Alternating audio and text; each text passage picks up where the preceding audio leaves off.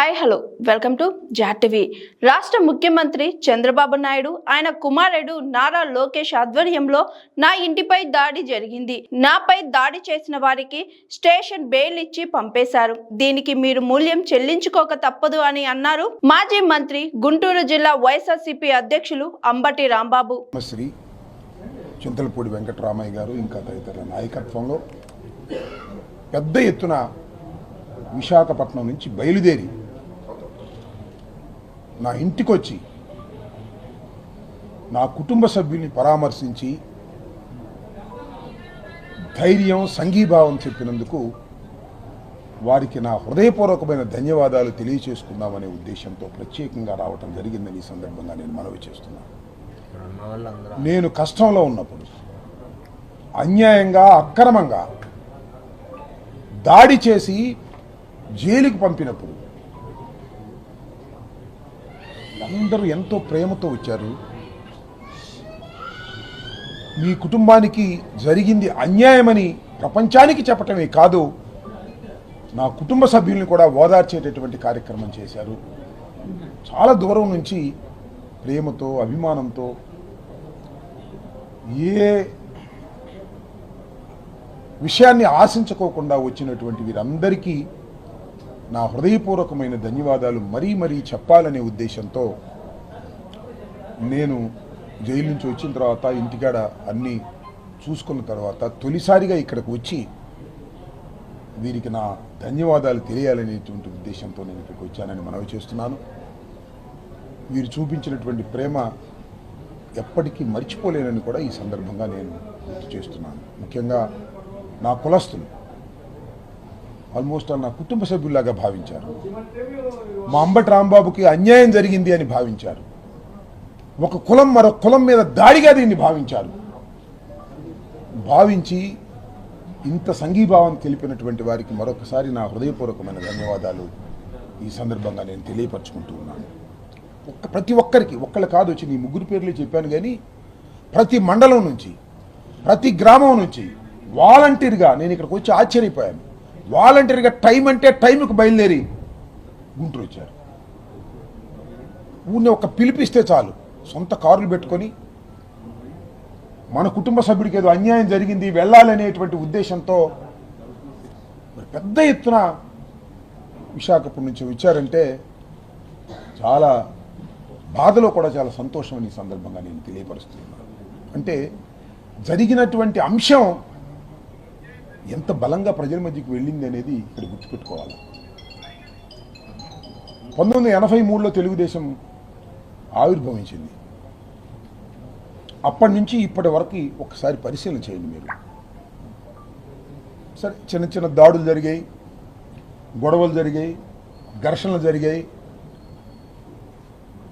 మనం చూస్తున్నాం చరిత్రలో. స్పాంటేనియస్గా జరుగుతూ ఉంటాయి, మనం వాటిని ఆపలేం.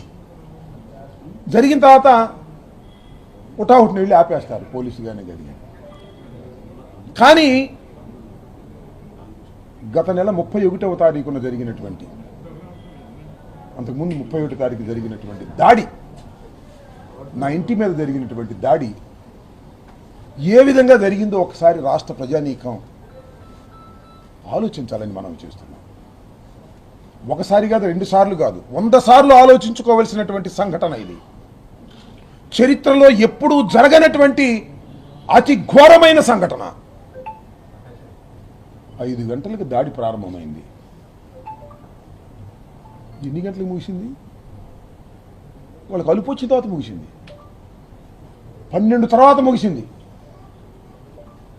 10-20 నిమిషాలకు నన్ను అరెస్ట్ చేశారు. నా ఇంటి మీద, నా ఆఫీస్ మీద కంటిన్యూస్గా దాడి. ఈ సమాజంలో పోలీసు లేదా? పోలీసింగ్ లేదా? ఉంది. ఎక్కడుంది? అక్కడే ఉంది పోలీసులు. పోలీసు బలగాలన్నీ కూడా అక్కడే ఉన్నాయి. పోలీసు బలగాల సమక్షంలో రాజధానిలో, గుంటూరు లాంటి పట్టణంలో, నడిబొడ్డులో 5 గంటల నుంచి 12 గంటల వరకు ఏకధాటిగా దాడి జరుగుతుంటే అడిగిన వాడు లేడు, ఆపిన వాడు లేడు. ఎందుకు జరిగింది ఇది? ఈ రాష్ట్ర ముఖ్యమంత్రి కుమారుడు సారథ్యంలో జరిగింది కాబట్టి ఎవడాపల. అదే ఏదైనా జరిగితే ఆపేసేవాళ్ళు, టకటక పోలీసు వచ్చేవాళ్ళు, లాఠీ చార్జ్ చేసేవాళ్ళు. కానీ ముఖ్యమంత్రే మానిటర్ చేశాడు. సాక్షాత్తు ముఖ్యమంత్రి గారి కుమారుడైనటువంటి లోకేష్ మానిటర్ చేశాడు. ఇది సమాజానికి మంచిదా అని అడుగుతా ఉన్నా నేను. విఘ్నులు అయినటువంటి రాష్ట్ర ప్రజానీకాన్ని అడుగుతా ఉన్నా. తెలుగుదేశం కావచ్చు, జనసేన కావచ్చు, మా పార్టీ వాళ్ళే అవసరంలా.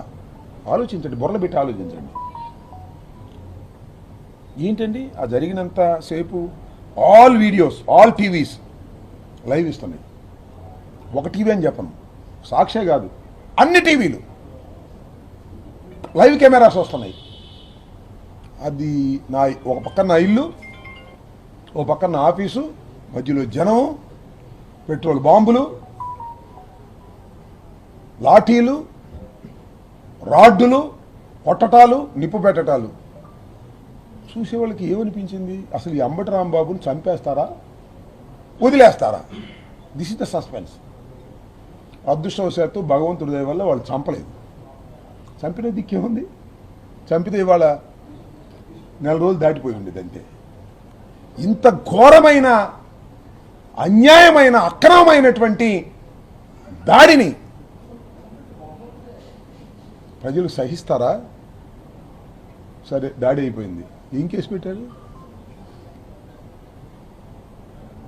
ఏం కేసు రిజిస్టర్ చేశారు? పోలీస్ యంత్రాంగం నథింగ్. Station bail. నేను చంద్రబాబు నాయుడు గారిని బూతులు తిట్టానని మళ్ళా క్షమాపణ చెప్పిన తర్వాత దాడి చేసి 18 రోజులు జైలుకి పంపించారు. దాడి చేసి,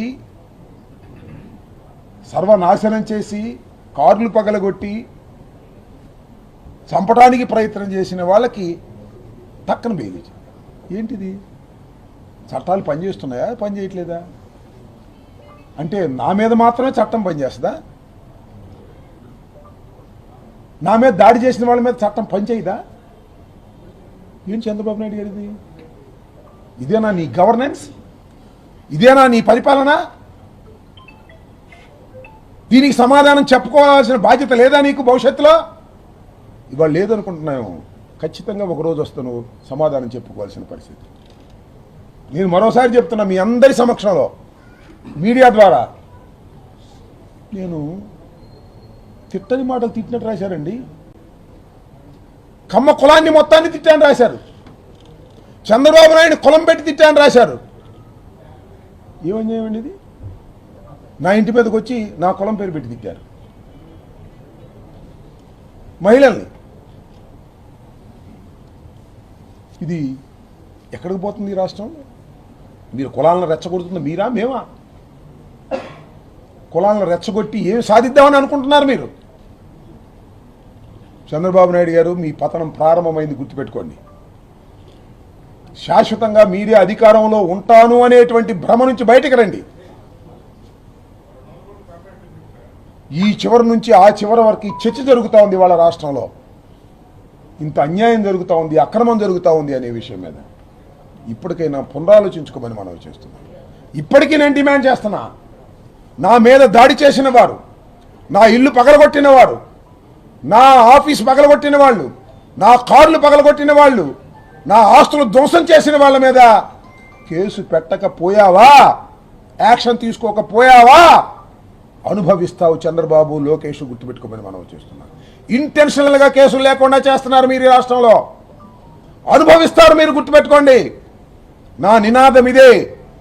నా మీద ఎవరైతే దాడులు చేశారో, ఎవరైతే అన్యాయం చేశారో వారి మీద కేసు పెట్టకోకుండా మీరు ఇలాగే ఉంటే దీనికి మూల్యం చెల్లించక తప్పదని మనం చేస్తున్నాం. ఇవాళ కాబట్టి రేపు కాబట్టి రండి, ఎక్కడికి పోరు మీరు. మీరు ఏదో భయపెట్టాలనుకుంటున్నారేమో మమ్మల్ని. మీరు భయపెడితే భయపడటానికి సిద్ధంగా లేము, మొండికి వేసి కూర్చున్నామని కూడా మనం చేస్తున్నాం. మీ ఎర్ర బుక్కులు, పిచ్చి బుక్కులు మమ్మల్ని ఏమీ చేయలేవని కూడా మనం చేస్తున్నాం. ఇంతగానే ఏం చేస్తారు మీరు? జైల్లో పెట్టారు, పోలీసుల చేత కొట్టించడానికి ప్రయత్నం చేశారు. ఒక కేసులో బెయిలిస్తూ ఇంకో కేసులో పెట్టారు. ఇంతకన్నా ఏం చేస్తారు మీరు? ఇంతకన్నా చేసింది ఒకటే, మీరు చంపేయాలి, అంతేగా. దానికి కూడా సిద్ధపడి ఉన్నాం అనేది కూడా ఈ సందర్భంగా నేను చెప్పదలుచుకున్నా. కాబట్టి నారా చంద్రబాబు నాయుడు గారు, లోకేష్ గారి పరిపాలనలో చాలా దురదృష్టకరమైనటువంటి సంఘటనలు సంవత్సరంలో 2 సంవత్సరాల లోపే జరుగుతూ ఉన్నాయి. దీనికి ఖచ్చితంగా మూల్యం చెల్లించాలి ఈ ప్రభుత్వం అని ఈ సందర్భంగా మనవి చేస్తూ, మరొకసారి ఉత్తరాంధ్ర నుంచి నాకు బలంగా, మద్దతుగా, ప్రేమతో, అభిమానంతో, వాలంటరీగా ఎవరు పిలవకోకుండానే కాపు సమాజం మొత్తం కదిలి వచ్చినందుకు నిజంగా నా జీవితాంతం రుణపడి ఉన్నానని కూడా ఈ సందర్భంగా మనవి చేస్తున్నా. ఎందుకంటే కష్టం వచ్చినప్పుడు తెలుస్తుంది మిత్రులు ఎవరో, శత్రువులు ఎవరో. కష్టకాలంలోనే పలకరిస్తారు. నా కష్టంలోనే నాకు తోడుగా ఉన్న బంధువులు మీరందరూ అని కూడా ఈ సందర్భంగా మరొక్కసారి నా హృదయపూర్వకమైనటువంటి ధన్యవాదాలు వారికి తెలియజేసుకున్నాను. కూటమి ప్రభుత్వం అధికారంలో ఉన్న ప్రతిసారి కూడా కాపులు టార్గెట్ చేసుకుంటుంది. గతంలో రంగా గారు అవ్వచ్చు, లేదంటే ముద్ర గారు అవ్వచ్చు, మీరు అవ్వచ్చు, రేపు అమర్ గారు అవ్వచ్చు, ధర్మశ్రీ గారు అవ్వచ్చు. ఇటువంటి దాడులు ఏ విధంగా ఎదుర్కొంటారు సార్? దానికి మీరు గుర్తుపెట్టుకోండి, వంగవీటి మోహన్ రంగారావు గారు తెలుగుదేశం ప్రభుత్వం అధికారంలో ఉన్నప్పుడు ఆయన్ని నిరాహార దీక్ష చేస్తున్నప్పుడు దారుణంగా హత్య చేశారు. ఎవరు హత్య చేశారు? తెలుగుదేశం గూండాలు హత్య చేశారు. ఓకే, ఎవరు సహాయంతో చేశారు? పోలీస్. చాలామంది కుర్రోళ్ళకి తెలియకపోవచ్చు, అమర్ లాంటి కుర్రోళ్ళు ఇంకా అవగాహన లేకపోవచ్చు. వాళ్ళ నాన్నగారు మాతో పాటు శాసనసభ్యులుగా చేశారు, మంత్రిగా కూడా చేశారు. మేము ఎమ్మెల్యేగా ఉన్నప్పుడు గురునాథరావు గారు నాకు చాలా మిత్రులు, వారికి తెలుసు. మేమందరం కళ్ళారా చూసాం, కళ్ళారా అంటే విన్నాం. పోలీసులు వచ్చారు, మొత్తం అన్ని చెక్ చేశారు. ఏది? వంగవీటి మోహన్ రంగారావు గారి కుటీరం అంతా చెక్ చేశారు. ఎందుకు చెక్ చేశారో తెలుసా? దుండగులు వచ్చి దాడి చేయబోతున్నారని పోలీసులకు తెలుసు. వీరి ప్రోద్బలంతోనే వచ్చారు. వాళ్ళు వచ్చినప్పుడు వీళ్ళ దగ్గర ఏమన్నా ఆయుధాలుండి అటాక్ చేస్తారా అని వీళ్ళు నిర్వీర్యం చేయడం కోసం చెక్ చేసి కూర్చున్నారు. అంటే with the help of the police Vangaveeti Mohan Rangarao గారిని చంపేశారు. మొన్న జరిగింది ఏంటి? సంపలా నన్ను ఇంకా with the help of the police దాడి చేశారు. With the help of the police 7 hours చంపేస్తే అరగంటలో వెళ్ళిపోయేవాళ్ళు. చంపలేదు కాబట్టి 7 గంటలు ఉన్నారు. ఇప్పుడైనా చూశారు 7 గంటల దాడి? మీరు ఎక్కడైనా 7 గంటల దాడి ఎప్పుడైనా ఈ సమాజంలో, నాగరిక సమాజంలో ఎప్పుడో దాడి చూసారా? ఏదైనా కోపం వస్తే ఎవరినైనా నాయకుడు అంటే నిజంగానే కోపం వస్తుంది, నేను కాదన్నా. టక్కన వచ్చేస్తారు, రాళ్ళు వేసేస్తారు, కొడతారు, పారిపోతారు పోలీసులు రాగానే. 7 గంటల సేపు చేశారు. ఒకటి వంగవీటి మోహన్ రంగ, మీరు ఇంకోటి మాట అన్నారు, ముద్రగడ పద్మనాభం. నేను మనవి చేస్తున్నా, ముద్రగడ పద్మనాభం గారు ఎందుకు ఉద్యమ బాట పట్టాడు? ఎందుకు పళ్ళాలు కొట్టాడు? కారణం ఏమిటి? ఎవరు దీనికి కారణం?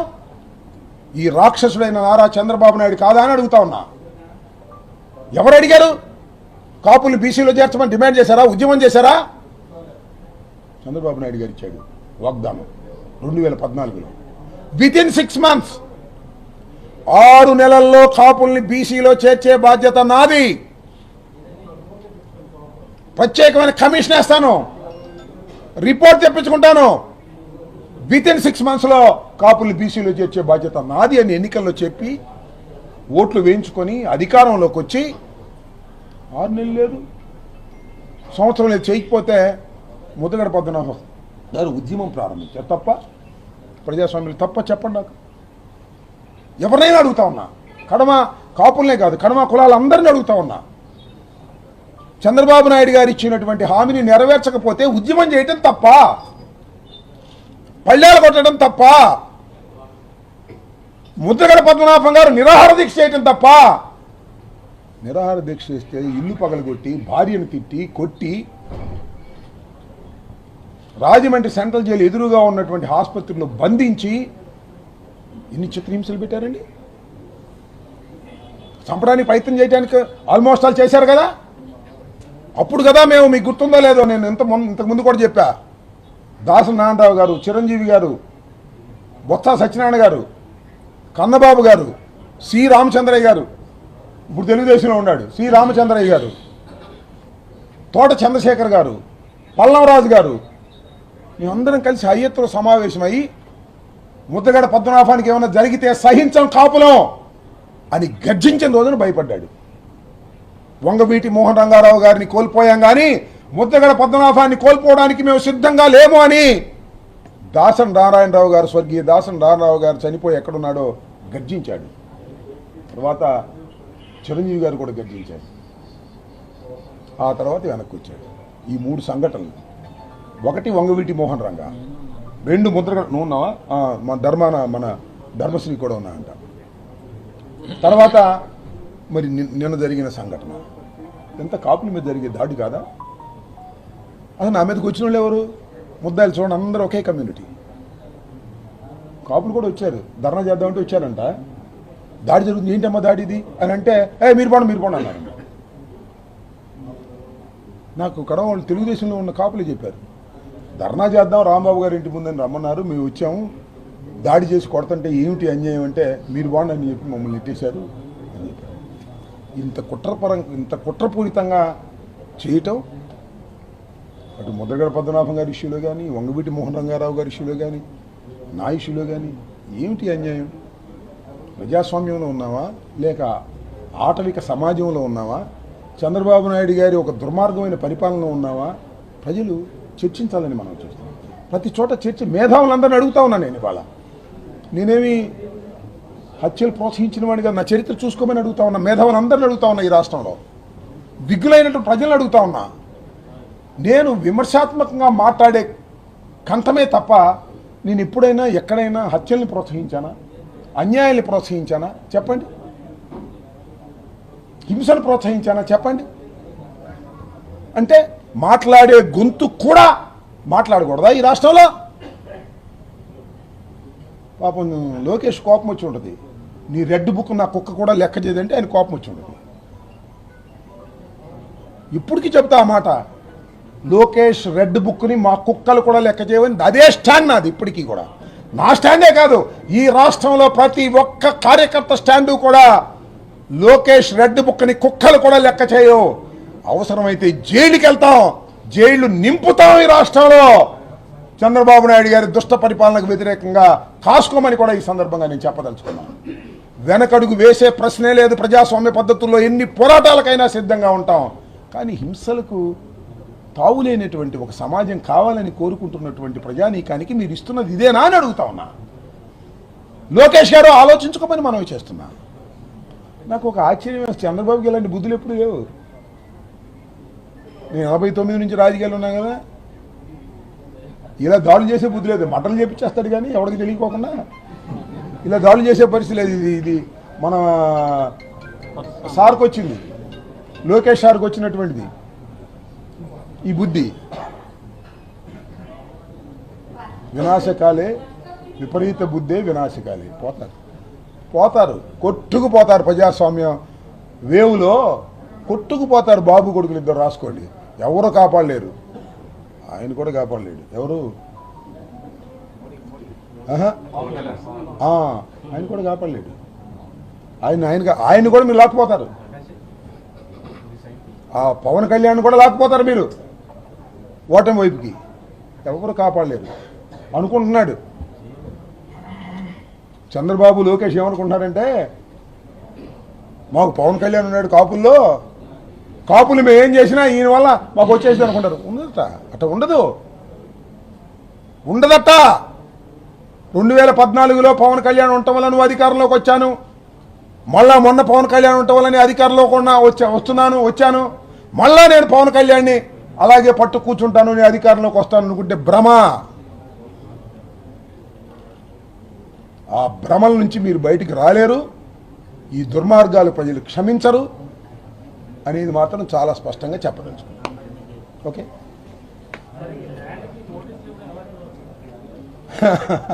ఇచ్చుకొని ఏమైంది? నా ల్యాండ్కు విజిలెన్స్ ఎతుకుతున్నారబ్బా. ఎందుకంటే అంబటి రాంబాబు జైల్లో పెట్టాం, కేసులు పెట్టాం, 18 రోజులు జైల్లో ఉన్నాడు. బెయిల్ తెచ్చుకున్నారు. లీగల్ టీం జగన్మోహన్ రెడ్డి గారి ఆదేశం మేరకు మా లీగల్ టీం అద్భుతంగా పనిచేసింది. 18 రోజులకే బయటకు వచ్చాను. నేనే అనుకోలేదు. నేను వెళ్ళేటప్పుడే అనుకున్నా నెల మినిమం 3 నెలలు మ్యాక్సిమం అని. 18 రోజులకు వచ్చేసా. వాళ్ళకి మింగుడు వచ్చినా కూడా వీడు పొగడ తగ్గట్లేదు. వీడు మళ్ళీ అదే టోన్తో మాట్లాడుతున్నాడు. అంటే లంగి మాట్లాడాలన్నమాట, భయపడిపోవాలన్నమాట, ఉనికిపోవాలన్నమాట. లోకేష్ గారి దెబ్బకి, రెడ్ బుక్ దెబ్బకి వీడు వనకట్టలేదు. ఏం చేయాలి? ఇన్ని ఎదుగుతున్నారు. లిక్కర్లో పెడదామా లేకపోతే తన భూములు ఉన్నాయి, ఆ భూముల్లో ఏమన్నా దొరుకుద్దా? ఎదుగుతూ ఉన్నారు. భూతార్థం పెట్టి ఆఫీసులందరినీ పెట్టి ఎదుగుతూ ఉన్నారు. ఏం చేస్తారు మీరు? మళ్ళీ లోపల వేసుకుంటారు. అంతేగా. నేను చెప్పామన్నా రాజమండ్రి నుంచి వచ్చేటప్పుడే బ్రదర్ వెళ్ళి వస్తానని చెప్పా. అట్లా అనకూడదు సార్ అన్నారు. వస్తాం సార్, మళ్ళా ఈ లోకేష్ మళ్ళా మమ్మల్ని జైలుకి పంపిస్తాడు, మేము రెడీ ఉన్నాం, మళ్ళా వస్తామని చెప్పి వచ్చా. ఏం భయపడే ప్రశ్నే లేదు. జైలుకి వెళ్ళడానికి భయపడితే రాజకీయాలు చేయలేమని నిర్ణయానికి వచ్చాను. ఎన్నిసార్లైనా లోకేష్ పంపిస్తే జైలుకి వెళ్తాను, అక్కడే ఉంటాను, ఏ మాత్రం తగ్గను. ఇది నా కార్యకర్తలకు స్ఫూర్తినిచ్చే విధంగా నేను పనిచేస్తాను. నాకు మద్దతు ఇచ్చినటువంటి ఉత్తరాంధ్ర ప్రజానీకానికి కూడా ఇన్స్పైర్ అయ్యే విధంగా నా ప్రవర్తన ఉంటుందని కూడా ఈ సందర్భంగా నేను okay. Hi, this is Swathi. Like చేయండి, షేర్ చేయండి, కమెంట్ చేయండి అండ్ సబ్స్క్రైబ్ చేయండి GR TV.